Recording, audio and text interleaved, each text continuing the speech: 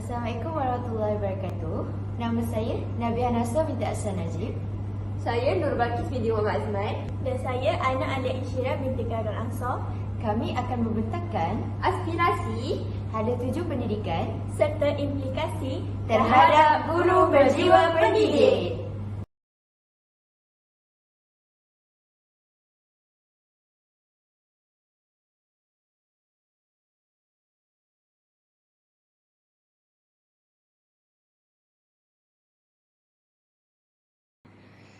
Jadi, insya-Allah saya akan mulakan perbincangan kita pada hari ini dengan membincangkan topik pertama iaitu SKPM. Jadi, dalam topik SKPM ini terdapat dua SKPM di negara kita. Yang pertama adalah SKPM 2010 dan yang kedua adalah SKPM G2 ataupun SKPM G2. Jadi, untuk secara amnya sebenarnya SKPM 2010 ini adalah kesinambungan daripada SKPM sekolah tahun 2003. Jadi SKPM 2010 ini adalah SKPM yang telah ditambah baiklah. Dan SKPM ini juga telah dijadikan sebagai penanda aras untuk menilai murid dengan lebih jelas. Dan SKPM juga turut dipakai dalam pengurusan sekolah untuk menilai dan untuk melihat perkembangan murid-murid. Jadi, dan dalam SKPM ni juga terdapat 5 standard yang perlu dicapai untuk memastikan matlamat negara, pendidikan negara ni dicapai. Dan antara standard yang telah ditetapkan di dalam SKPM 2010 adalah yang pertama iaitu standard yang pertama, standard nombor 1, kepimpinan hala tuju. Dan apa itu kepimpinan dan hala tuju adalah kepimpinan sekolah sebagai pemimpin yang menggerakkan warga sekolah untuk memajukan sekolah dan PDP. Jadi dalam standard yang pertama ini kita dapat lihat bahawa dalam sebuah organisasi itu mestilah mempunyai seseorang pemimpin yang boleh menggerakkan semua warga sekolah untuk memajukan sekolah dan PDP. Jadi apabila perkara ini dicapai, dapat melancarkan lagi proses pembelajaran dalam sistem pendidikan di Malaysia. Jadi yang kedua adalah standard pengurusan organisasi.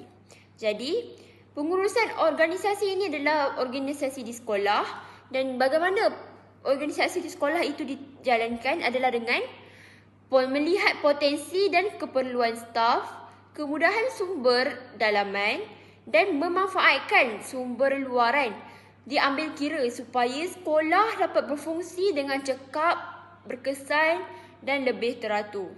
Jadi, tadi kita ada organisasi. Dalam organisasi mesti ada pemimpin. Dan dalam organisasi juga mesti ada pengurusannya. Dalam pengurusan tu kita mesti tengok potensi, keperluan staf, kemudahan sumber dalaman. Supaya apabila semua aspek ni diambil kira, maka pengurusan organisasi tu akan menjadi lebih teratur dan lebih lancar. Jadi inilah yang diperlukan dalam SKPM 2010. Dan yang ketiga adalah standard pengurusan kurikulum dan sukan dan hal ehwal murid. Jadi pengurusan untuk ketiga-tiga perkara ini mestilah diurus dengan cekap dan berkesan supaya dapat melahirkan murid yang seimbang dari segi intelek, rohani, emosi dan jasmani ataupun kita panggil sebagai JERI.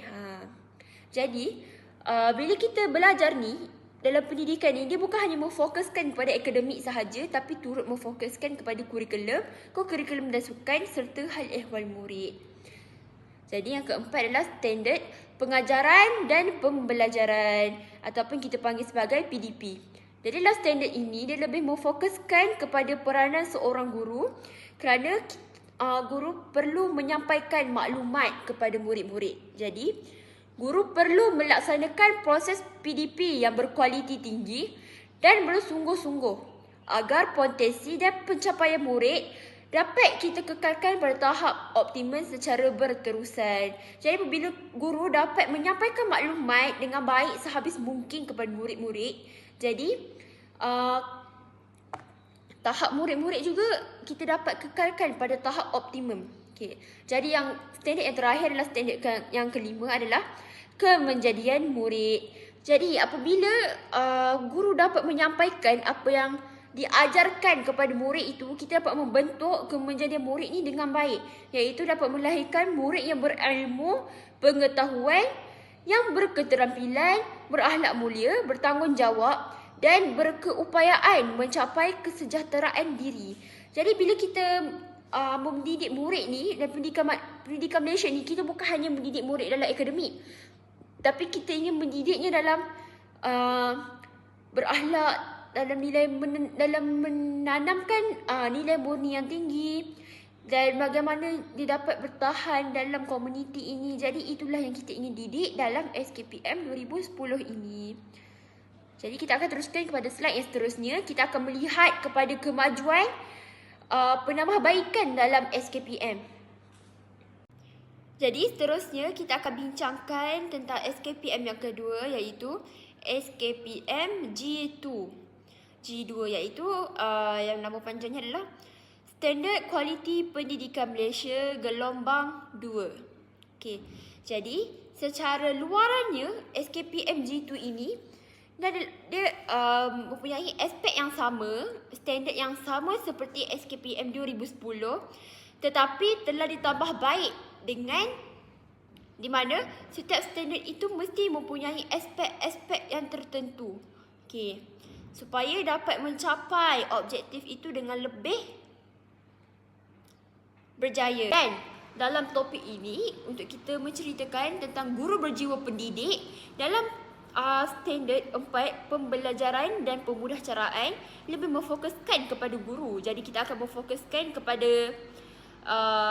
standard keempat inilah, yang di mana peranan guru ni mempunyai peranan penting dalam PDPC agar proses PDPC itu berjalan dengan lebih lancar. Jadi saya ada bahagikan kepada 6 bubble peta buih. Jadi anda semua dapat melihatlah di situ dan di situ dan di situ apa yang akan diterangkan. Jadi yang pertama dalam peranan guru ni adalah guru ni sebagai perancang, di mana guru bertindak sebagai perancang untuk memastikan kesediaan dan persediaan yang rapi dalam melaksanakan pembelajaran dan pemudahcaraan. Jadi guru sebagai perancang. Jadi guru apabila kita masuk ke kelas ni, kita bukan masuk sahaja, tapi kita sebenarnya sudah mempunyai rancangan sebelum macam mana kita ingin mengajar, bagaimana kita ingin menyampaikan maklumat kepada murid-murid. Jadi itulah peranan guru sebelum kita melaksanakan PDPC dalam kelas. Jadi yang kedua adalah guru sebagai pengawal. Okey, jadi macam mana guru ni sebagai pengawal? Guru ni bertindak sebagai pengawal pelaksanaan PDPC untuk memastikan kelancaran proses pembelajaran adalah mengikut perancangan. Jadi kita guru ni, kita yang akan menyampaikan apa yang kita ingin sampaikan. Jadi kita harus mengawal. Guru harus mengawal setiap macam mana pelaksanaan PDPC itu akan dilakukan. Contohnya pada minggu ini tajuk apa, ini tajuk apa, dan ini topik apa. Jadi kitalah gurulah yang akan mengawal segala-galanya dalam PDPC tersebut. Jadi yang ketiga adalah sebagai guru sebagai pembimbing. Jadi guru ni bertindak sebagai pembimbing untuk membolehkan murid menguasai pengetahuan, kemahiran dan mengamalkan nilai berdasarkan objektif pelajaran. Jadi guru kita mesti membimbing murid-murid. Bagaimana guru ingin membimbing? Jadi bila guru mengajar, kita membimbing, kita memberitahu murid-murid apa perkara tersebut. Kita menambahkan lagi ilmu pengetahuan murid-murid, kemahiran dan mengamalkan nilai. Dan guru akan menjadi contoh kepada murid-murid. Menjadi pembimbing. Contohnya seperti di dalam kelas, guru membuang sampah ke dalam tong sampah. Jadi nampak tak? Jadi bila guru dia akan menjadi pembimbing kepada murid-murid. Jadi yang murid-murid yang melihat ni dapat mengikut bimbingan guru tersebut dan mengamalkan nilai murni dalam kehidupan mereka. Jadi yang keempat adalah guru sebagai pendorong. Jadi macam mana guru ni sebagai pendorong? Guru ni bertindak sebagai pendorong untuk mengesan tahap penguasaan murid. Guru bertindak sebagai pendorong untuk meningkatkan motivasi murid dalam pembelajaran. Contohnya di dalam kelas, bila kita lihat seorang murid itu seperti mempunyai masalah ataupun seperti malu, jadi guru ni adalah pendorong. Jadi guru mestilah menggalakkan, memberikan semangat, memberikan kata-kata semangat kepada murid tersebut untuk menjawab soalan yang telah diberikan. Guru ni perlu melahirkan rasa semangatlah kepada murid. Perlu meyakinkan murid-murid bahawa mereka boleh. Jadi guru ni adalah pendorong untuk murid-murid ni boleh berupaya berkomunikasi dan berfikir di dalam kelas. Dan yang keempat dan yang kelima adalah guru sebagai penilai, di mana guru ni berperanan sebagai penilai untuk mengesan tahap penguasaan murid. Seperti kita dapat lihat, seperti di sekolah sekarang lah, guru-guru melaksanakan pelbagai ujian untuk mengetahui, untuk menilai bagaimana, di mana tahap pengetahuan murid-murid tentang apa yang telah diajarkan di dalam kelas. Jadi inilah cara untuk kita menilai. Salah satu cara untuk menilai tahap penguasaan murid-murid. Dan yang keenam adalah murid sebagai pembelajar aktif. Jadi dalam kelas ini kita mesti melakukan bukan hanya pembelajaran secara satu hala, tetapi dua hala, di mana murid dan guru ni saling berinteraksi, bukan sahaja guru yang bercakap, di mana murid ni mesti bertindak sebagai pembelajar aktif untuk menguasai pengetahuan dan kemahiran serta mengamalkan nilai positif. Di mana bila guru bertanyakan soalan, murid-murid boleh menjawab. Murid-murid mereka mempunyai pengetahuan dan mereka juga mempunyai kemahiran dan mempunyai nilai positif. Guru tanya, mereka boleh menjawab. Jadi dalam kelas itu bukan hanya guru sahaja, tetapi terdapat juga murid yang bercakap. Jadi itu sahaja dalam SKPMG tu yang mengkhususkan kepada guru, iaitu standard yang keempat.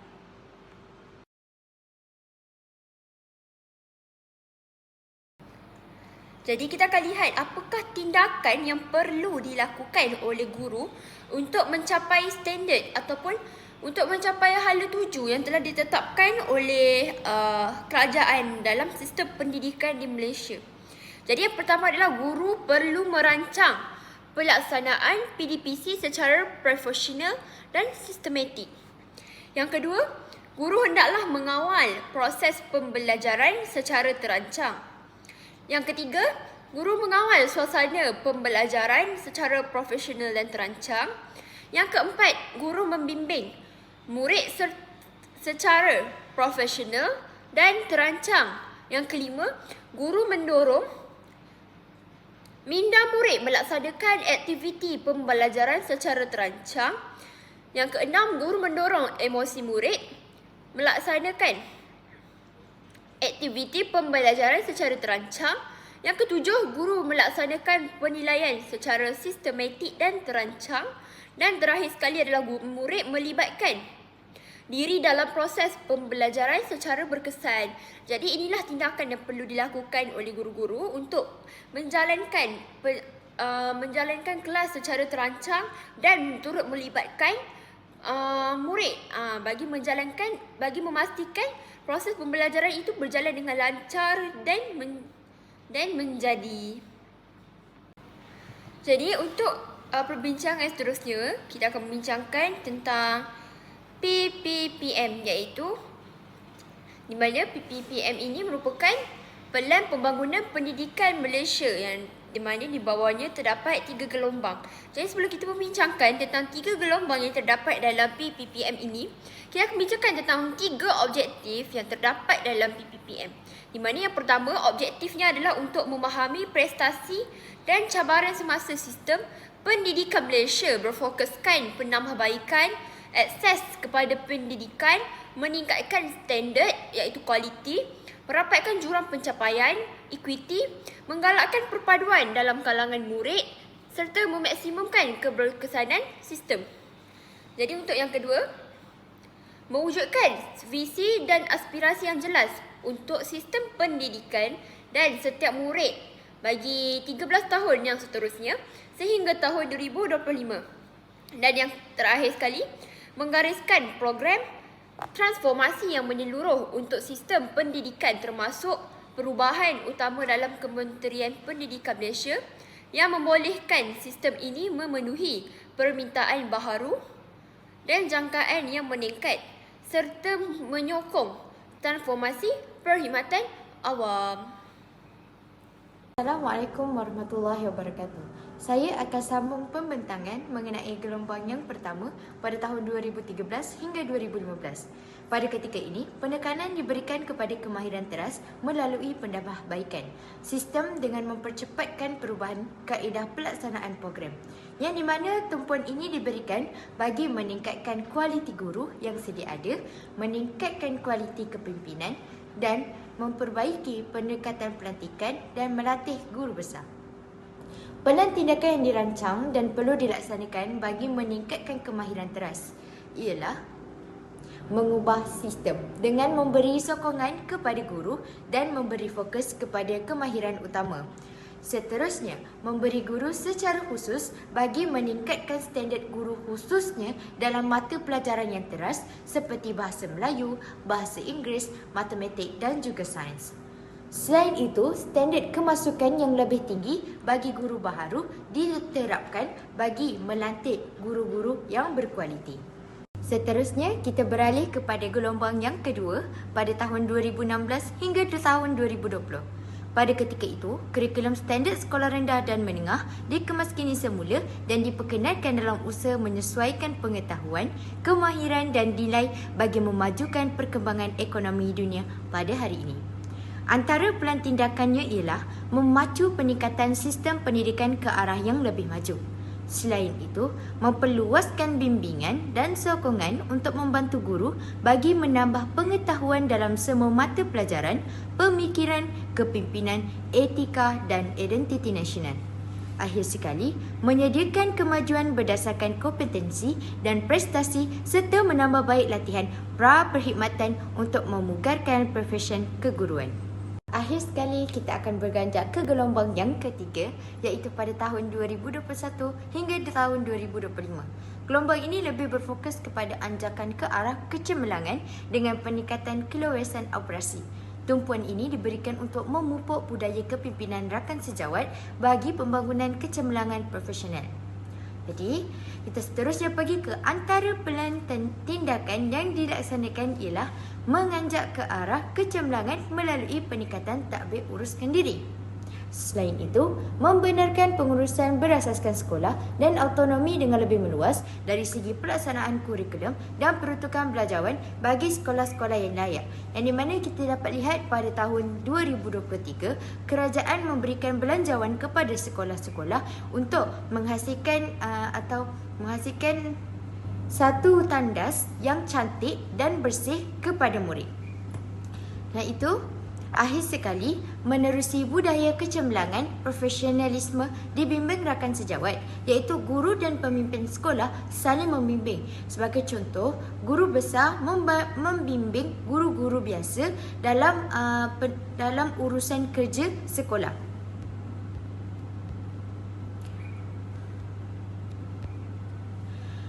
Selain itu, berkongsi amalan baik dan memastikan rakan sejawat mempunyai kebertanggungjawaban memenuhi standard profesionalisme.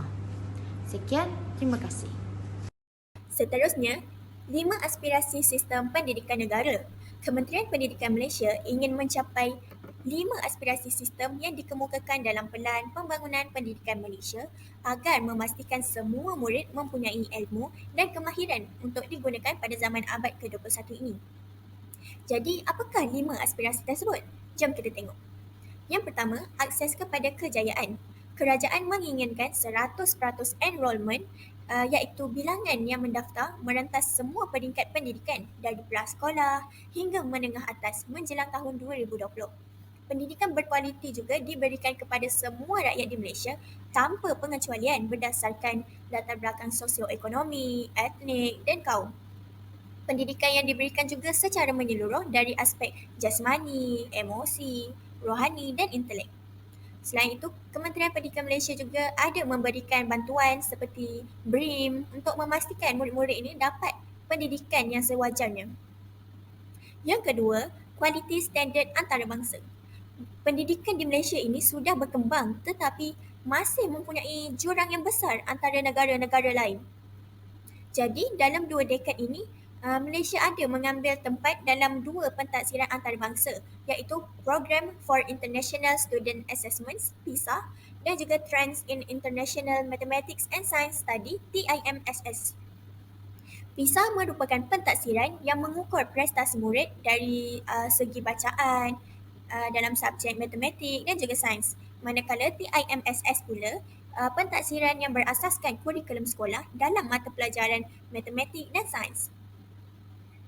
Maka negara Malaysia ingin Malaysia mendapat tempat dalam kelompok sepertiga teratas dalam tempoh 15 tahun pada kedua-dua pentaksiran antarabangsa ini.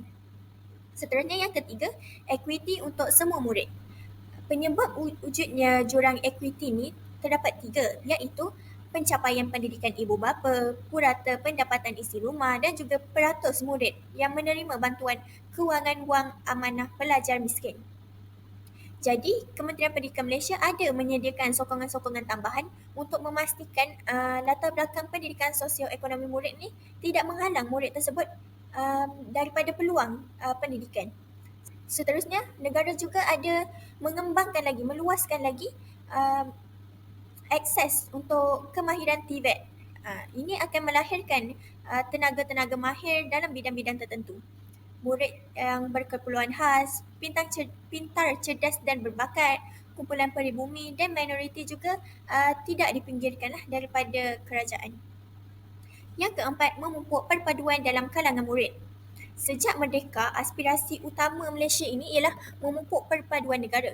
Jadi, dengan sekolah, murid dapat bergaul, memahami dan menghargai individu-individu daripada pelbagai kaum, latar belakang sosioekonomi, agama dan etnik murid-murid lain. Maka sistem pendidikan ini juga menawarkanlah perkongsian pengalaman dan nilai-nilai murni kepada anak-anak dengan menghargai kepelbagaian individu dalam kaum.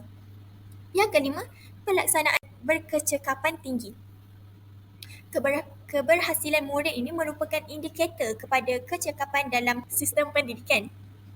Jadi, kerajaan ni mengeluarkan perbelanjaan yang sangat besar dalam pendidikan untuk menunjuk komitmennya yang tinggi. Maka setiap ringgit yang dibelanjakan itu memerlukan keberhasilan murid yang maksimum untuk mendapat pulangan yang sewajarnya bagi kerajaan. Baiklah, seterusnya 6 aspirasi murid. Sistem pendidikan Malaysia mempunyai matlamat dalam memastikan murid-murid ini mencapai potensi yang maksimah sejajar dengan falsafah pendidikan kebangsaan yang merencanakan pendidikan seimbang. Jadi, 6 aspirasi tersebut ialah yang pertama, pengetahuan. Murid-murid ini perlu memiliki keupayaan literasi dan numerasi bagi melengkapkan mereka dengan kemahiran hidup yang asas. Maka mereka ni perlulah menguasai subjek-subjek teras seperti bahasa Melayu, bahasa Inggeris, matematik, sains, sejarah dan juga murid-murid ini digalakkan dalam menambah pengetahuan dalam bidang-bidang lain juga.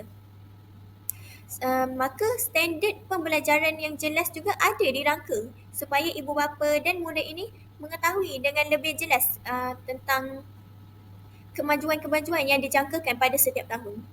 Yang kedua, kemahiran berfikir. Berfikir merupakan proses kognitif yang membolehkan maklumat diperoleh, dikembang, dijana serta menjadikan pemikiran yang lebih kreatif dan inovatif. Sistem pendidikan juga ada menekankan pembelajaran dan abad ke-21 supaya dapat meningkatkan motivasi dan daya pemikiran murid. Yang ketiga pula, kemahiran memimpin. Sistem pendidikan ini membantu murid ini mencapai potensi penuh melalui penglibatan sebagai pemimpin dan juga ketika belajar dalam kumpulan. Jadi aspek kepimpinan ini ada 4, iaitu keusahawanan, berdaya tahan, kecerdasan emosi dan juga keterampilan komunikasi. Seterusnya yang keempat, kemahiran dua bahasa. Murid-murid diwajibkan menguasai bahasa Melayu yang merupakan bahasa kebangsaan kita dan bahasa Inggeris yang merupakan bahasa komunikasi antarabangsa, serta digalakkan juga mempelajari bahasa-bahasa yang lain seperti bahasa Mandarin, India, Perancis, bahasa Arab dan sebagainya. Bagi murid yang ingin menceburi bidang sains dan teknologi, mereka perlu amat penting dalam mempelajari dan menguasai bahasa Inggeris kerana kebanyakan bahan-bahan bacaan bidang tersebut dalam bahasa Inggeris. Jadi ini akan membuatkan mereka lebih faham kandungan bahan bacaan tersebut. Yang kelima pula, etika dan kerohanian. Terdapat satu set prinsip yang didukung oleh semua rakyat Malaysia, iaitu kerohanian yang mempunyai pegangan agama yang kuat dan mendukung standard moral yang tinggi. Seterusnya integriti yang merupakan keberanian, disiplin dan semangat dalam melakukan perkara-perkara yang betul. Seterusnya tanggungjawab sivik di mana mereka ni bertingkah laku untuk kebaikan negara, ambil berat tentang orang lain dan juga alam sekitar dan juga memberi sumbangan kepada masyarakat dari segi buah fikiran ataupun tenaga. Dan akhir sekali yang keenam, identiti nasional. Murid-murid ini perlulah berpegang teguh dengan prinsip rukun negara kita dan juga memahami perbezaan antara kaum itu dan juga bertolak ansur dan mempunyai semangat kekitaan antara sesama rakyat itu sendiri. Murid juga perlulah memahami sejarah Malaysia ini agar dapat menimbulkan lagi semangat patriotisme dalam diri. 11 anjakan dalam Pelan Pembangunan Pendidikan Malaysia.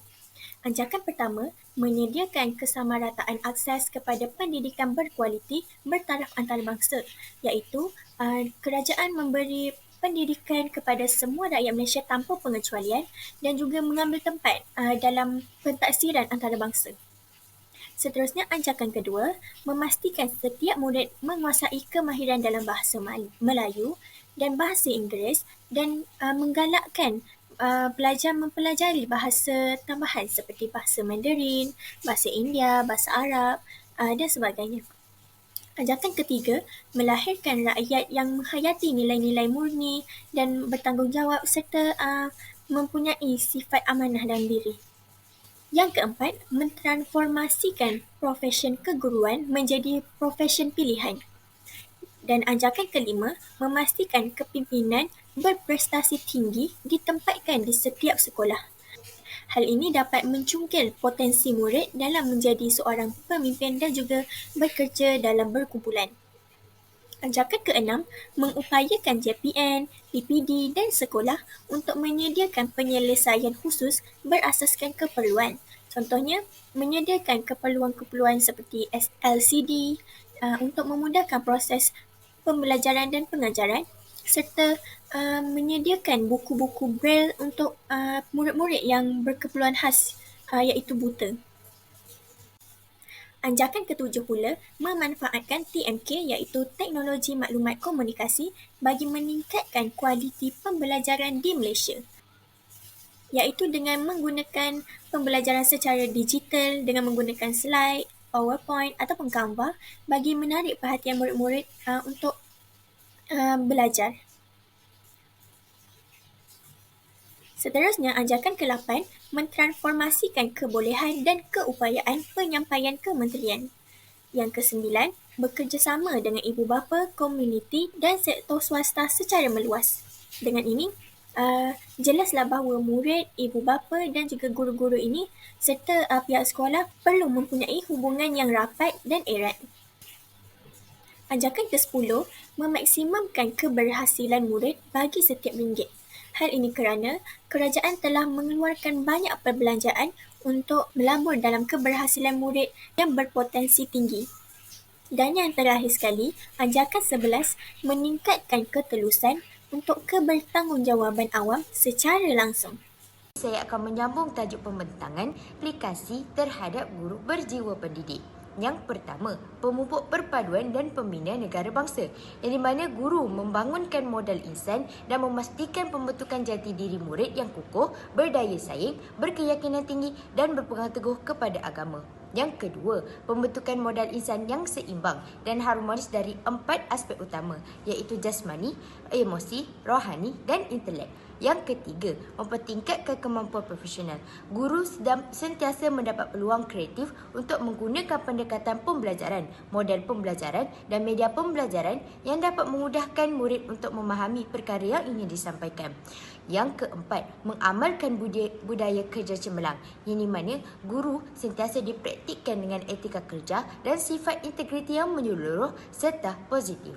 Yang kelima, melaksanakan pembelajaran sepanjang hayat, yang di mana guru sentiasa menjadi seorang penyiasat yang aktif dalam mempraktikkan budaya penyelidik dan menjadi pemikir yang kritikal. Sekian, terima kasih daripada saya.